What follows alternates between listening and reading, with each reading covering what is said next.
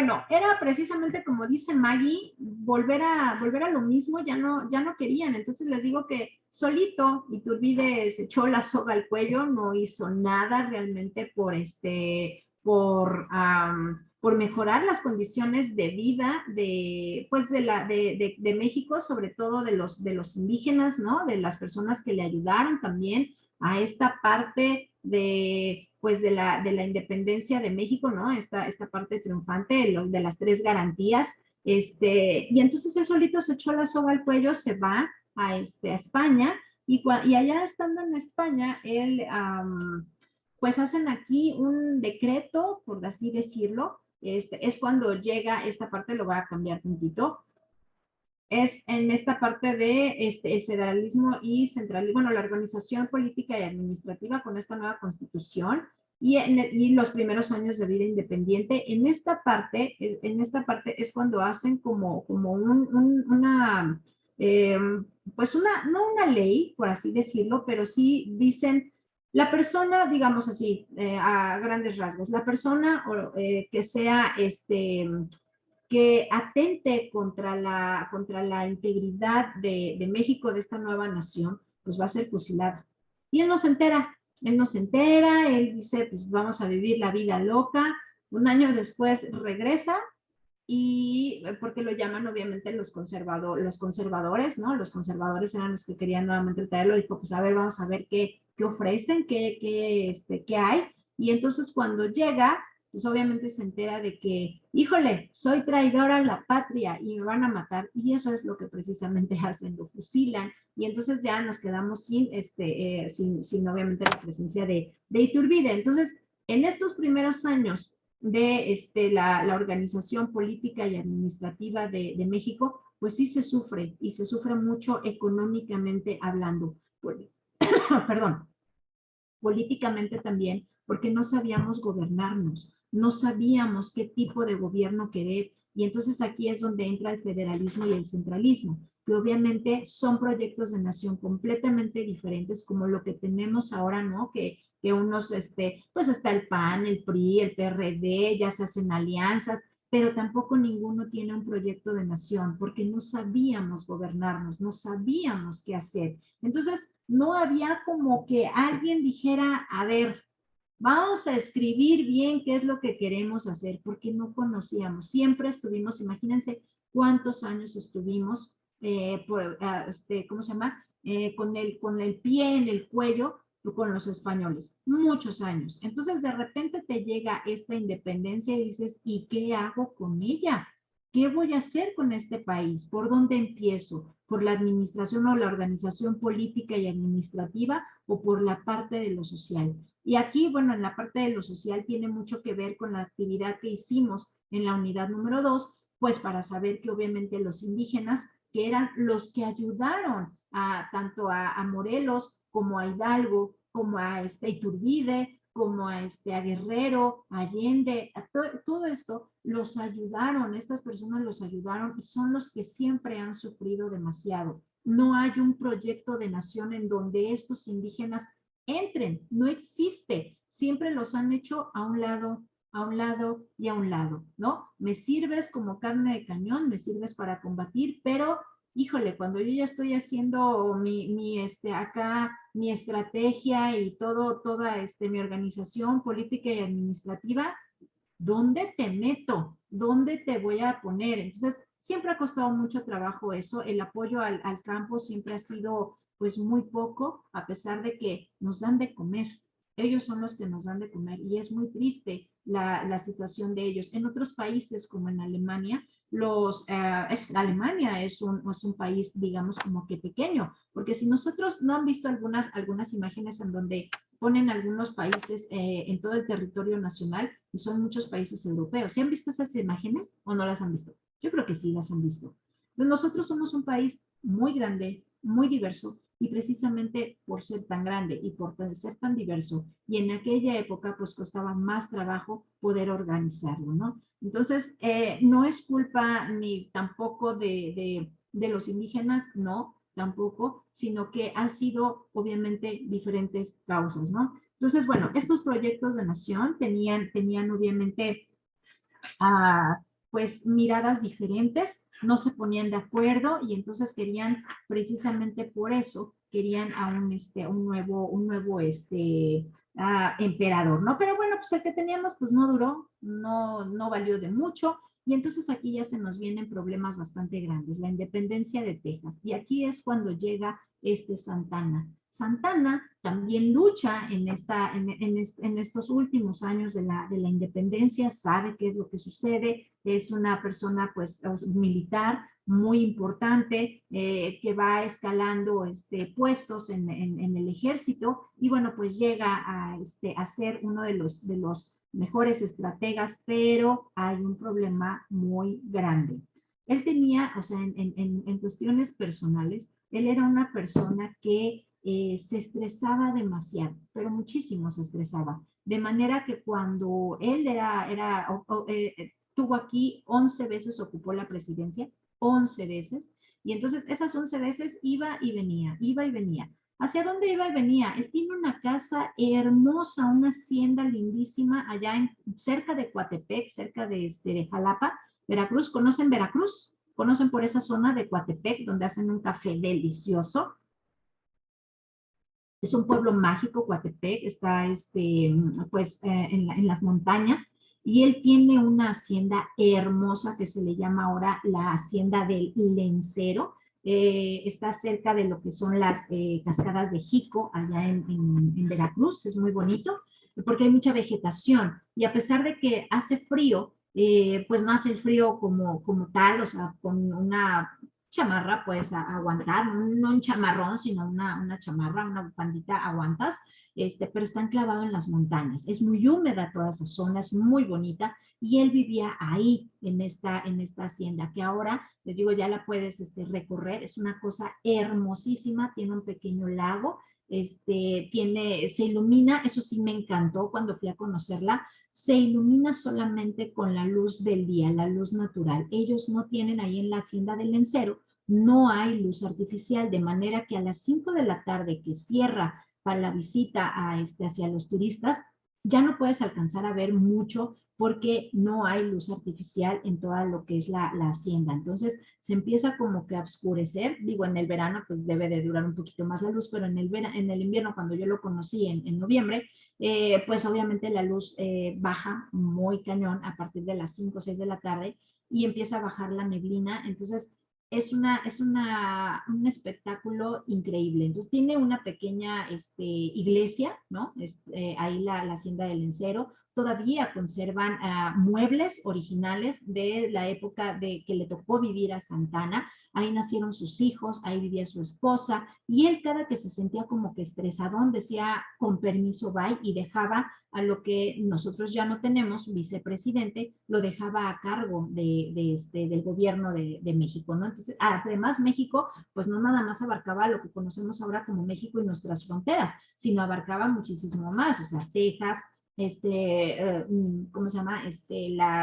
California, Arizona, Nuevo México, etcétera, etcétera. Entonces, permítanme un segundo. Yamil, ¿puedes abrirle a Tasha, por favor?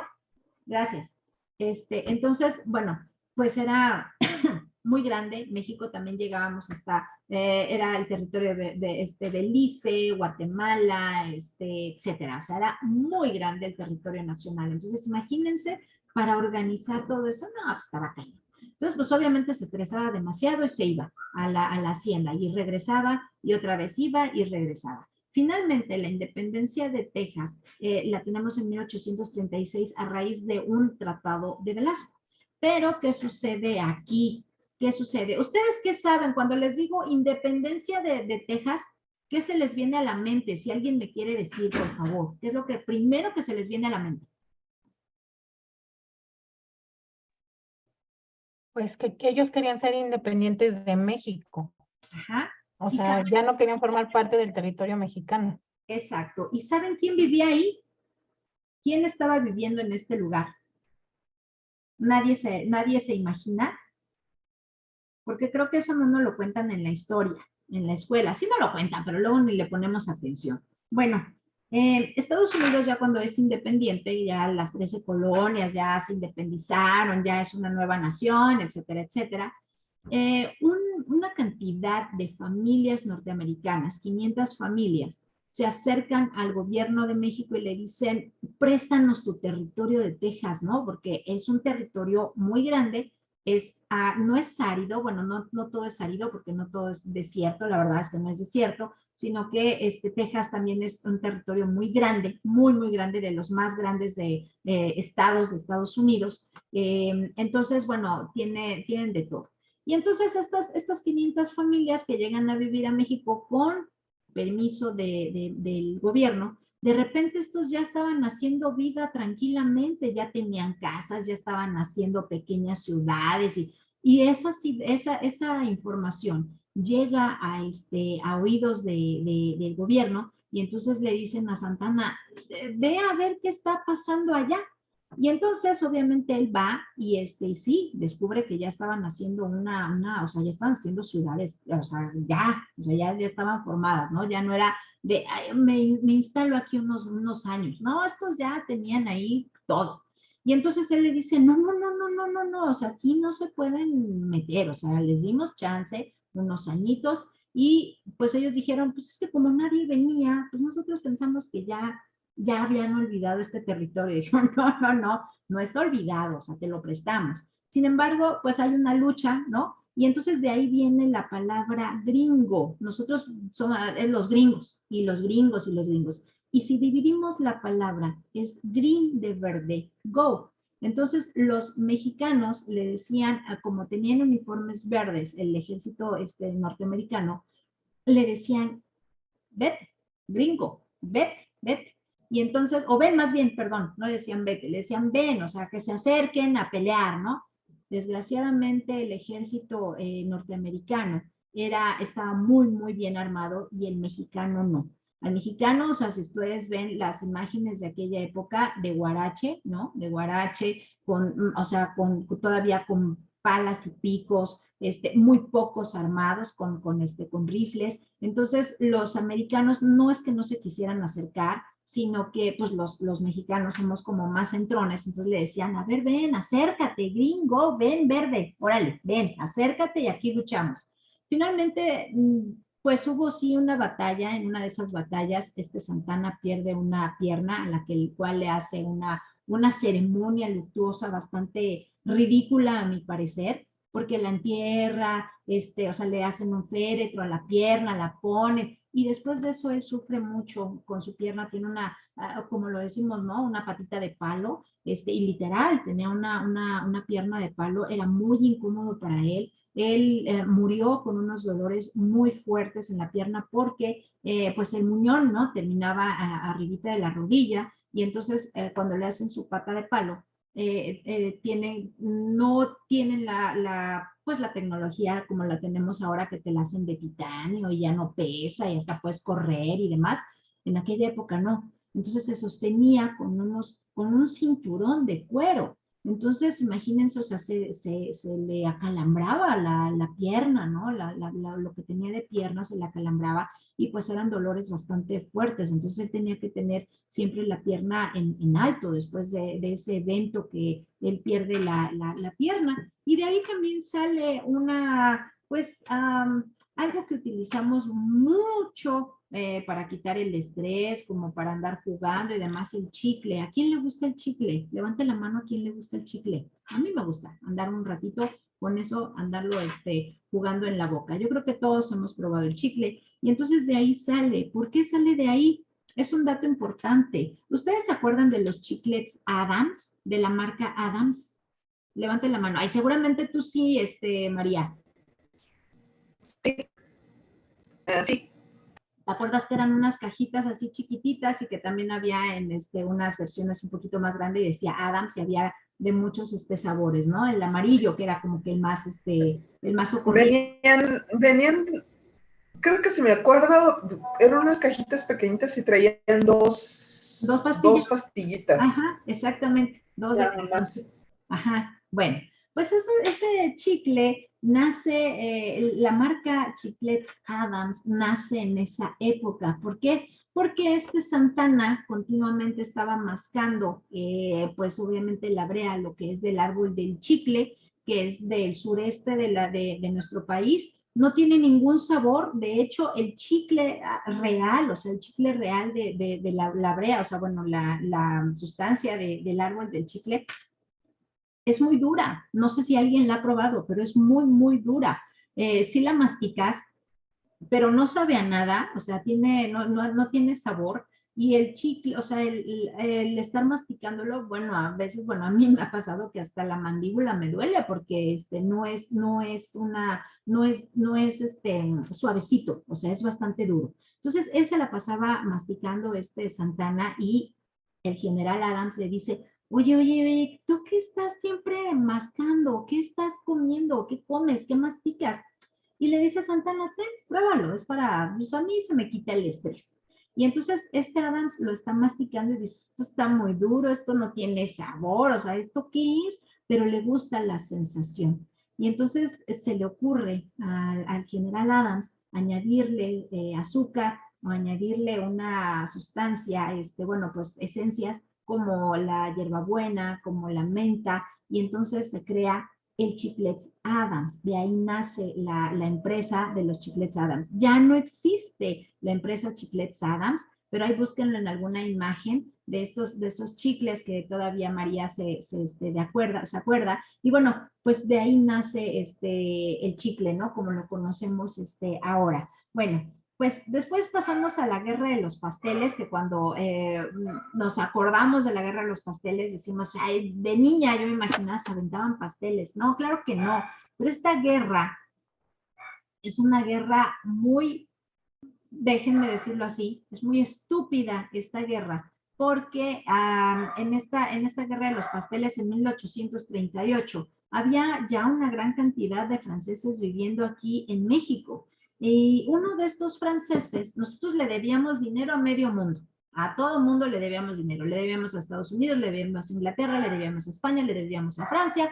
Y no nos negábamos a pagar, pero decíamos, aguántame tantito y después te pago, porque quedamos muy endeudados después de la época de la independencia y la consumación, etcétera, etcétera, quedamos muy endeudados. Y entonces, en esta guerra de los pasteles hay una lucha en una calle, en un mercado que se llama El Parián, y entonces a un pastelero francés se le destruye todo, ¿no? La gente le destruye en esa batalla campal que tuvieron, le destruyen toda su pastelería y él cuenta que entre los pasteles y la materia prima que él pierde, más o menos el gobierno mexicano le debe alrededor de 60,000 pesos. Entonces el gobierno mexicano le dice, ay, sí, mañana te voy a pagar 60,000 pesos, no tengo.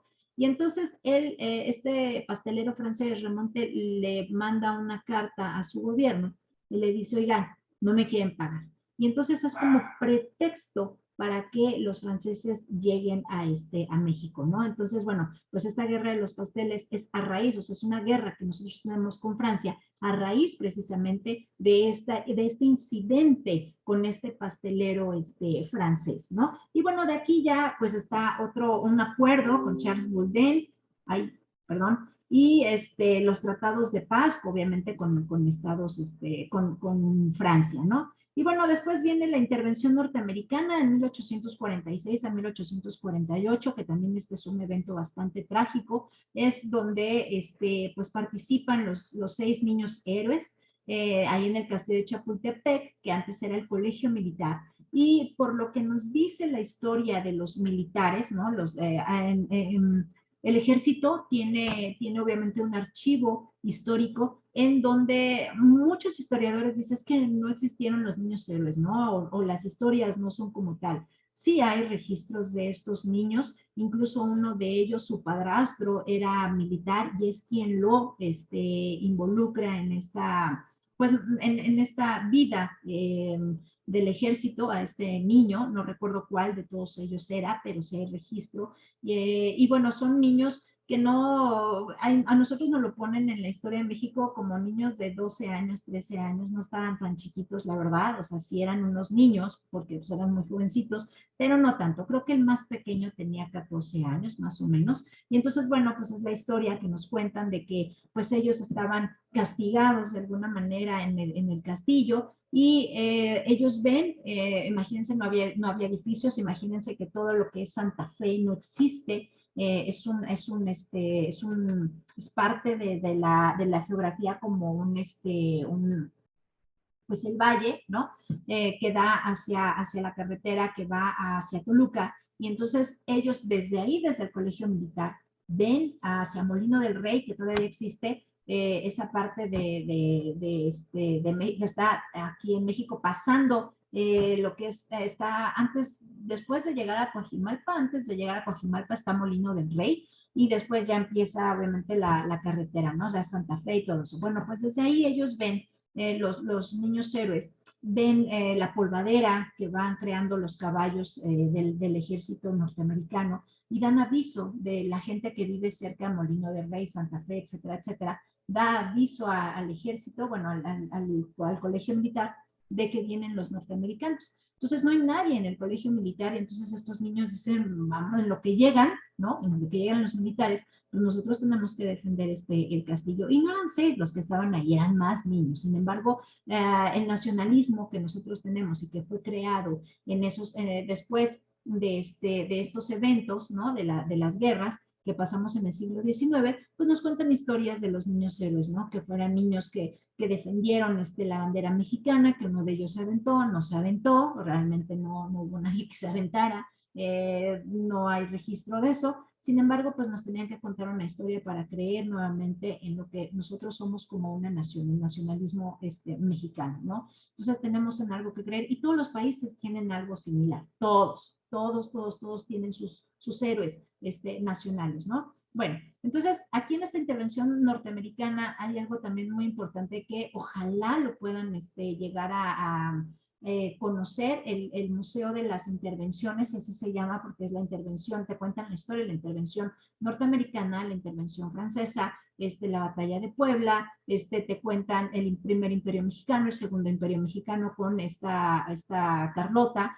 y Maximiliano cuando llegan a México, etcétera. Entonces es un lugar sumamente bonito porque además es histórico y además tiene una historia, aparte de bonita, te cuenta la historia de la intervención norteamericana en donde llega un grupo de irlandeses, por eso no sé si sepan, pero cada año en este museo se hace un evento irlandés. Llegan grupos de gaitas a tocar a este recinto. ¿Y por qué llegan gaiteros a este museo de las intervenciones? Porque ahí luchó General Anaya con un grupo de irlandeses que vienen no huyendo, sino buscando un hogar en México, porque en Estados Unidos ya no lo tienen. Ellos llegan a Estados Unidos y se sienten relegados completamente, estos irlandeses, que ya no les corresponde una nación, o sea, ya no son aceptados como parte de Estados Unidos, este grupo, ¿no? De militares. Entonces, ellos están buscando un nuevo hogar y se enteran de que están aquí, bueno, la intervención norteamericana, hay un ejército norteamericano invadiendo México y entonces ellos vienen a ayudar a General Anaya. Y es una tragedia realmente. De hecho, ahí en el museo hay una placa con los nombres bueno, del ejército irlandés que llegaron a pelear. ¿Y qué pasó con ellos? Fue algo terrible. Aparte de que el ejército norteamericano pues era más grande, estaba mejor armado, etcétera, etcétera. O sea, era más fuerte. Entonces agarran a este ejército irlandés, lo llevan prisionero hacia el castillo de Chapultepec y ahí pues junto con su general, el general que los traía, que los comandaba, eh, antes de asesinarlo a él, este general los ve morir a cada uno de su ejército, a cada uno de los miembros de su ejército ahorcados. Entonces fue algo muy trágico, algo muy feo, y entonces el gobierno mexicano les rinde un tributo con esta placa y bueno, pues cada año precisamente en este sitio, en este Museo de las Intervenciones, cada año hacen pues se les recuerda a este ejército irlandés que vino a combatir junto con los mexicanos, ¿no? En contra de los norteamericanos y se les rinde un tributo, ¿sale? Entonces, ojalá puedan ir a ver este museo, está hermoso, está en el Metro General Anaya, no sé si alguien ya lo conoce, Mariana, Maggie, María. Gustavo, ¿nadie de ustedes lo conoce? Este museo está muy bonito.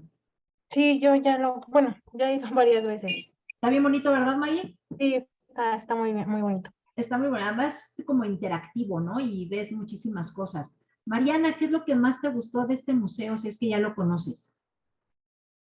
Ay, no, maestra, no he ido, ¿No has pero ido? espero esta semana o la otra ir. Está A ver. hermoso.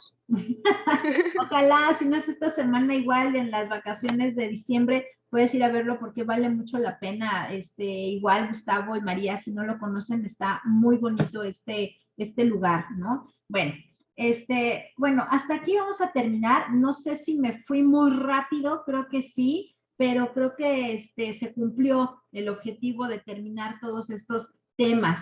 Pero bueno, ahorita voy a compartir lo que es la actividad, que es lo que realmente nos, bueno, no es que no nos importe lo demás, sin embargo, voy a compartir la actividad para que se las pueda yo explicar y pues estemos, porque son dos actividades las que vamos a hacer en esta unidad número 3.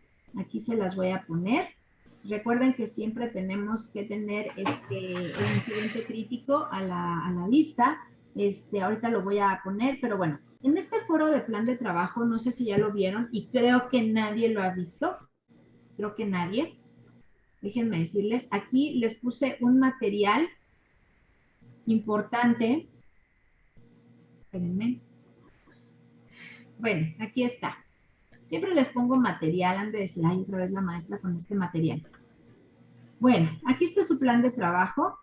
Les puse esta entrevista al historiador mexicano Lorenzo Meyer y nos habla aquí del grito de la independencia. ¿Fue una puridad o un engaño, no? Entonces, vamos a ver qué nos dice Lorenzo Meyer, que es uno de los investigadores históricos más importantes que tiene este país. Y pues vamos a ver qué es lo que nos dice. Es una entrevista que le hace el periódico El País hace algunos años y bueno, hace un tiempo y bueno, pues es bueno estarlo, hace un año, es bueno estarlo trabajando. ¿Y por qué se hace esto? Porque se conmemoró en el 2021, se conmemoran los 200 años de la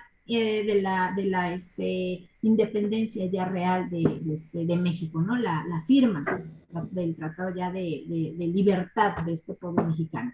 Bueno, entonces aquí les marco un material adicional, les pongo aquí Hidalgo sin censura, que son 2 tomos. Este señor que es, ¿cómo se llama? Paco Ignacio Taibo II, que hace un trabajo excelente también como historiador. Él no es mexicano, él es español, pero llegó a México muy chico. Le encantó y tiene la doble nacionalidad. Él es de un pueblito al norte de España, pero su papá combatía junto con sus tíos en la Guerra Civil Española y por eso llegan aquí a México y él llega muy, muy chico a México y le agarra tanto cariño que se convierte o se nacionaliza mexicano. Y es uno de los mejores historiadores que tenemos, ¿no? Entonces, él cuenta una historia increíble acerca de Hidalgo. Aquí les pongo la tercera parte. No es necesario que la vean toda, nada más una parte. México en 3 tiempos, la rebelión del cura Hidalgo, es de Canal 11, está muy bien realizada. Aquí tenemos las mini biografías, ¿no? De José María Morelos y Pavón. Ay, creo que híjole, creo que espérenme. Aquí, bueno, aquí está la de Vicente Guerrero, la de Iturbide, y luego aquí tenemos de la independencia y la consolidación de la República, solamente ver el capítulo 4 hasta el minuto 18. Lo demás ya no es necesario que lo vean. Y esta, que yo ya no la vi, ¿no? La batalla del Álamo, que es la independencia de Texas, que también Ignacio Taibo hace un trabajo excelente en esta historia que nos cuenta, porque además va al lugar de los hechos, entonces te muestra dónde está el Álamo, cómo peleaban, hay ¿cómo se llama? Acción a pistolas de aquella época, entonces te la cuenta de una manera que no te vas a aburrir, eso sí te lo aseguro. Y bueno, aquí tenemos la Guerra de los Pasteles, que esta es una pequeña conferencia, ¿no? Bueno, los tratados de Guadalupe Hidalgo y la mini biografía de Antonio López de Santa Ana. Bueno, pues ahí está todo el material que ustedes tienen. Espero que lo vean y pues disfruten lo que ustedes necesiten ver. Y entonces me voy a ir rápidamente ya a la actividad. Le voy a ir a esta actividad primera, que es la del foro de aprendizaje, experiencia aprendizaje, y reflexionar sobre la intervención norteamericana. Aquí tienen que ver lo más importante, ¿no? Investigar la intervención norteamericana, los actores, factores, etcétera, etcétera, pero la pregunta es muy importante. En la actualidad, ¿podemos hablar de una intervención norteamericana? Sí, no, ¿por qué? Esto es muy importante saberlo. Si lo tenemos o no lo tenemos. La intervención no solamente es militar, sino también los productos que vienen de Estados Unidos, el TLC, cómo nos va a nosotros en el TLC junto con los otros países que es Estados Unidos y Canadá. ¿Son las mismas condiciones para ellos y para nosotros? Cambia. Entonces hay que ver toda esta parte, ¿no? De la economía, no como economía como tal, sino ver la parte social, cómo es que tenemos una intervención norteamericana actualmente, ¿sale? ¿Cómo lo vemos? Y en la otra actividad también tienen que buscar algunos, ¿cómo se llama? Tienen que buscar qué hace el Fondo Monetario Internacional, qué hace el Banco Mundial, porque también hay que trabajar esto. Bueno, entonces déjenme, ya saben que si tienen dudas, me preguntan, ¿vale? Bueno, aquí está rápidamente. El propósito principal es reflexionar sobre el siguiente tema. México puede ser considerado en la actualidad como un país independiente en los ámbitos político y económico en contexto de emergencia. Estamos hablando del incidente crítico, que es obviamente lo del COVID, ¿no? Pero vamos a dejar esto en contexto de emergencia en general, ¿no? Temblores, etcétera, etcétera. Van a leer que nos ponen aquí de Ernesto Torre del Villar, que está aquí en la plataforma. Investigar las funciones y características del Fondo Monetario Internacional y del Banco Mundial, con la finalidad de integrarlo en la actividad. ¿Cuáles son sus funciones y si México ha necesitado en los últimos años, en este sexenio, se ha necesitado ayuda del Fondo Monetario Internacional y del Banco Mundial? Si sí lo ha necesitado, ¿cuáles han sido las acciones que ha tomado México para pedir dinero? O si no, pues no lo ha hecho, ¿no? Reflexionar y contestar las siguientes preguntas. ¿Podemos considerar a México como una nación independiente, tanto en la toma de decisiones como en la obtención de insumos para enfrentar esta situación de emergencia y por qué? Y van obviamente a comentar la respuesta con sus compañeros. Los criterios de evaluación aquí los tenemos, ¿no? Fuentes bibliográficas, sintaxis, bueno, lo que es redacción, la puntuación, etcétera, etcétera. ¿Dudas? ¿Dudas acerca de esto? No, maestra, ninguna. Segurísimos. Bueno, en caso de tener dudas, me mandan mensaje, me mandan correíto. Oiga, en esta actividad, ¿qué tenemos que hacer? ¿Vale?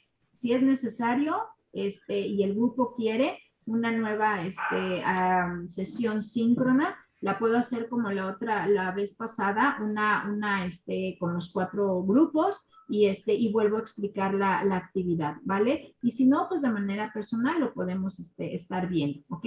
Entonces, bueno, aquí ya les pongo, yo les voy a dar otros tips, se los voy a mandar por correo, y bueno, pues eso sería todo. O sea, la verdad es de que no está difícil la actividad, pero esta parte de saber qué hace el Fondo Monetario Internacional y el Banco Mundial y cómo México ha necesitado o no necesitado de su ayuda en estos últimos años, sobre todo en la pandemia, pues es importante añadirlo a esta pregunta, ¿vale? Y esto también les va a servir para sus otras asignaturas, sobre todo en teoría, ¿cómo se llama? De historia de las relaciones internacionales, también les va a servir.